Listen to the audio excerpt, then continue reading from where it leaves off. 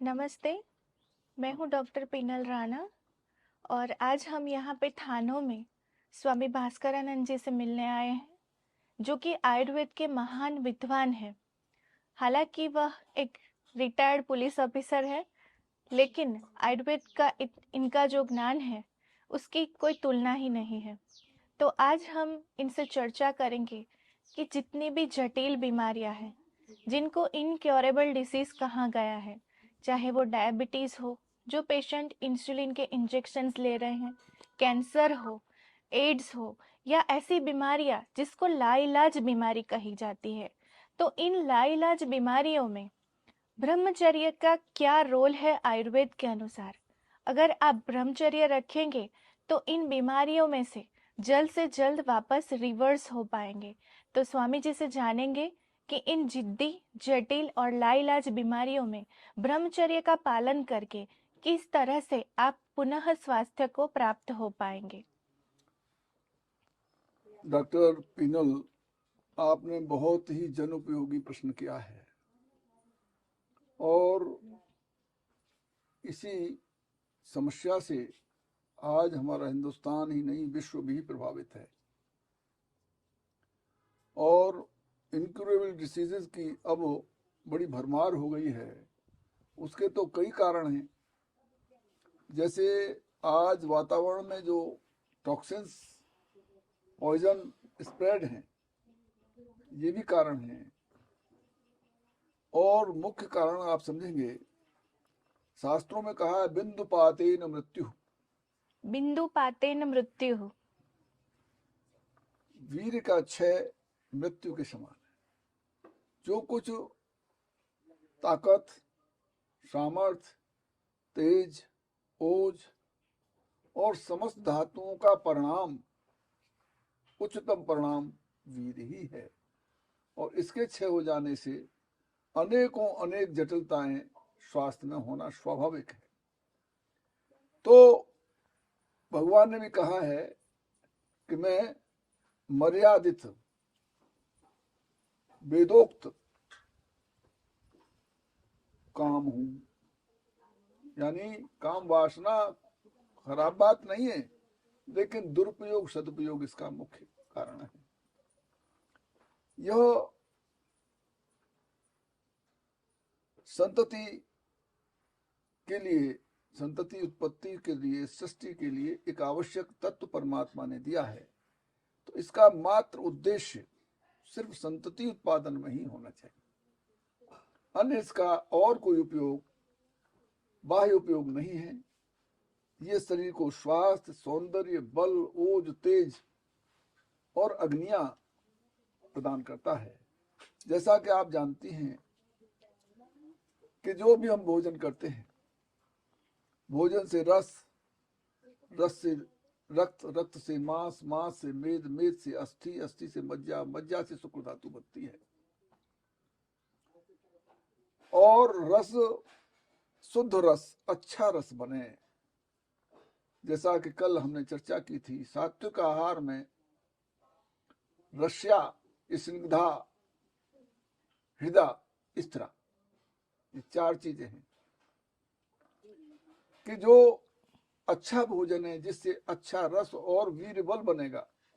जो बल, आरोग्य, शक्ति, तेज, बुद्धि, बल को प्रदान करने वाली जो भोजन है, वो कैसा होना चाहिए? रस्या, स्निग्धा, स्थिरा और हृदय, यानी रसयुक्त, जिससे रस बने अच्छा, और हृदय को प्रिय, और स्निग्ध, ऐसा जो भोजन है उससे, उस रस से रक्त बनता है।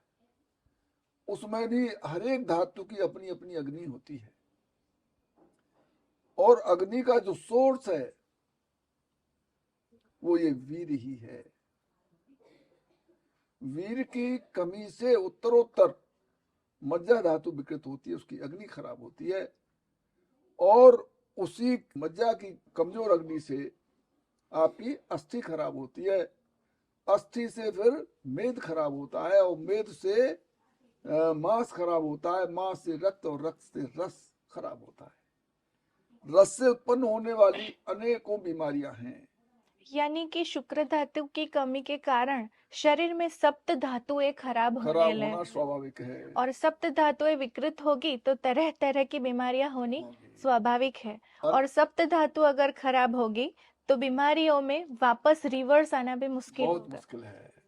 तो रस धातु से उत्पन्न होने वाली अनेकों बीमारियां आप जैसे जानती हैं, इसी तरह से रक्त से अनेकों अनेक बीमारियां होती हैं।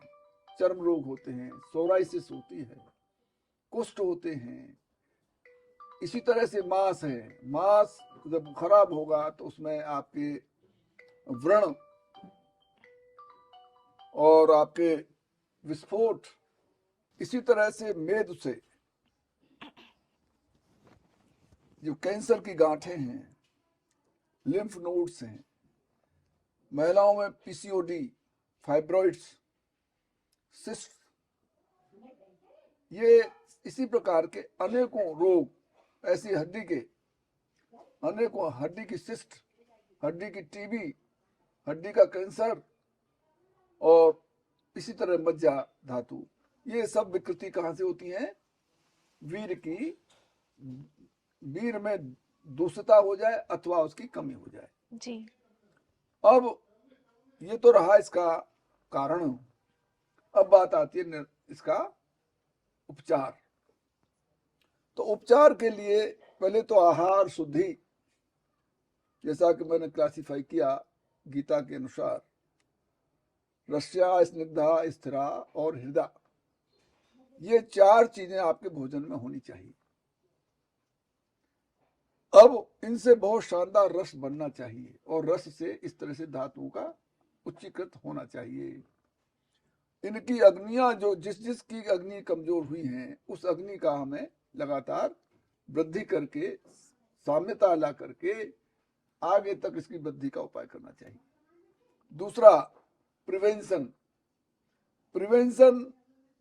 के लिए कुसंग से दूरी। आजकल जो कुसंग के लिए मोबाइल जो मिला है पब्लिक को, इसमें अनाचार और गलत ख्यालात के लिए पर्याप्त स्कोप है। आज छोटे छोटे बच्चे इन मोबाइलों पर उटपटांग चीज देख करके कच्ची उम्र में ही, जब तक उनके वीर भी पैदा नहीं होता, तब से ही वो मानसिक विकृति के शिकार हो जाते हैं। और फिर वो जो फिल्में, ये बॉलीवुड हॉलीवुड की जो देखते हैं, उस तरह के उनके अनाचार पूर्ण कृत्यों को देखकर उसकी नकल करते हैं और बचपन में ही वो नाचार इसमें लिप्त हो जाते हैं। इसके अलावा कुसंग में वो अनेकों तरीके से वीरपात करते हैं और समाज की विकृति से, आध्यात्मिक न होने से, मॉरल एजुकेशन की कमी से ये बच्चे स्वाभाविक रूप से अपना सर्वनाश कर लेते हैं। तो इसके लिए वाजीकरण और रसायन जो औषधियां हैं, उनका प्रयोग बहुत इंपॉर्टेंट है, जिसमें मैं आपको कुछ बताता हूं। जैसे सतावर, अश्वगंधा, मूसली, काली मूसली, सफेद मूसली, जिसे व्याग्रा कहते हैं। इसके अलावा कौच, इसके अलावा ये ताल मखाना, इसके अलावा आप देखेंगे गरुड़ पंजा। और वैसे तो आजकल यहाँ हिमालय में एक और जड़ी है जो जिसकी तस्करी लोग करते हैं, उसे कहते हैं कीड़ा जड़ी, भी इसमें उपयोगी है। इसके अलावा और जो दिव्य औषधियां हैं जो हिमालय क्षेत्र में मिलती हैं, जैसे अंशुमान, मुंजमान, आपकी सोम, चंद्रमा और रजत प्रभु, दूर्वा सोम, कनक प्रभु, कन्यान, श्वेताक्ष और आपके प्रतानवान, तालवंत, करवीर, अंशुमान, स्वयं प्रभु, महासोम और गरुणाहत, गायत्रा, त्रिष्टुप और पांक्त, जागृत, सांकर, अग्निष्टोम, रैवत, त्रिपदा गायत्री और उड़पति। ये जो औषधियां हैं, जो कायाकल्प की सोमवर्ग की औषधियां हैं, एक एक औषधि ऐसी है जो कायाकल्प करने में सक्षम है। और जब तक शरीर में वीर स्थिर है तब तक उसकी आयु स्थिर है। इसके अलावा अगर आप रस रसायन में जाएं, यानी कि जब तक वीर्य विद्यमान है तब तक आयुष्य अच्छी तरह से विद्यमान है, और वीर्य का पात होते या वीर्य का क्षय होते ही आयुष्य नष्ट नष्ट होते। होता है। तो जिन जिन लाइलाज बीमारियों में वीर्य का क्षय होगा वहीं पे आयुष्य उतनी कम कम होती हो जाए। जाएगी और वो उस रोग को, उसको क्योर करने में उतनी ही कठिनाइयां होंगी जब तक वीर का आप उत्पादन नहीं करेंगे शरीर में, तब तक उनकी जो असाध्यता है, वो रोग नष्ट होने की असाध्यता है, वो बड़ी कठिन तरीके से हो पाएगी। तो हमें इसके लिए ब्रह्मचर्य का अधिक से अधिक पालन करना चाहिए। और वैसे तो इस संबंध में बहुत से लोग पता नहीं क्या क्या कहते हैं कि साहब अखंड ब्रह्मचर्य भी स्वास्थ्य को नुकसान करता है। ऐसी ऐसी लोगों की, पश्चिमी पाश्चात्य लोगों की भ्रांतियां हैं।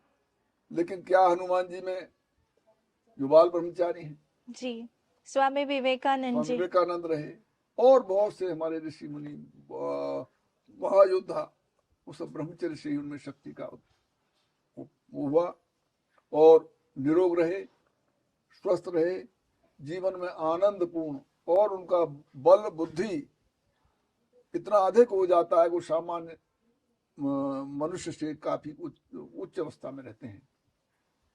तो जब तक कमजोरी है तो क्या स्वास्थ्य होगा, और जब ब्रह्मचर्य रहेगा तो उसे शांति भी रहेगी, उसकी समझदारी, हर समस्या को समाधान करने की भी ताकत उसके अंदर होगी। वो हर हाल में संतुष्ट और सुखी रहेगा और रोगों से वो निजात पा लेगा। स्वामी जी, ब्रह्मचर्य और वीर्य का ओज से क्या कनेक्शन है? क्योंकि आयुर्वेद में ऐसा कहा गया है कि ओज ये अंतिम धातु है, ओज को अमृत कहा गया है। तो ओज का क्या कनेक्शन है हमारे हाँ, बहुत स्वास्थ्य के सुंदर। साथ? देखिए, वीर की दो गति है, एक अधोगति, एक ऊर्ध्वगति। जी, जो अधोगति है उसको संतान उत्पत्ति में प्रयोग किया जाता है, और जो उसका ऊर्ध्वगति है, ऊर्ध्वरेता, यानी उस वीर को अपने शरीर में शामिल कर देना, व्यायाम से उसको वेपर्स बनाकर अपने शरीर में उसको सम्मिलित कर देना, और उससे जो बल, तेज और ओज आता है, यह ओज उसका परिणाम है। उससे एक ऑरा बनता है, उससे एक तरंगें बनती हैं, और अभी इसमें शोध की आवश्यकता है।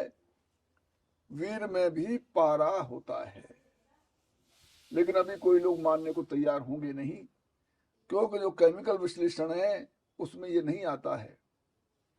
केमिकल विश्लेषण में नहीं आता है, आगे चल के ये आएगा।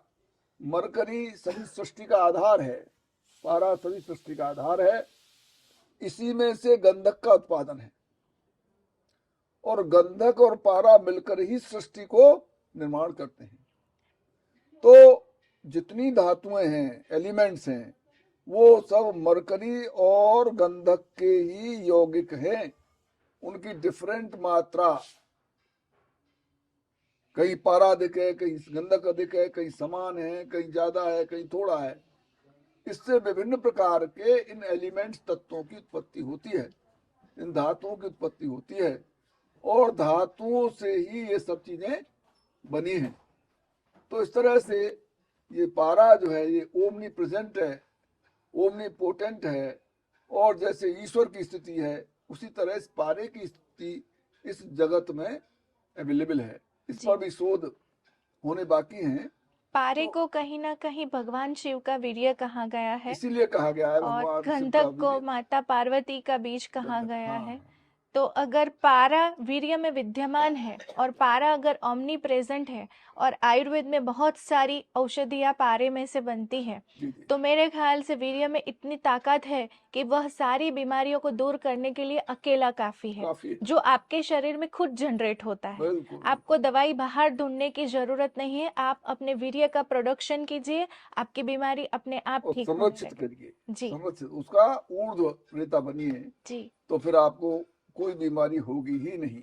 और अगर हो गई है तो आप दूसरा, जल्द से जल्द इसमें से निजात पाएंगे। हाँ निश्चित रूप से। तो यही मैं समझता हूँ एक मूल बात है कि वीर रक्षण करना ही अनेकों अनेक असाध्य रोगों से उबरने का तरीका है।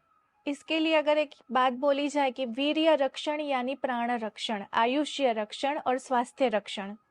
बिल्कुल निश्चित ही। जी।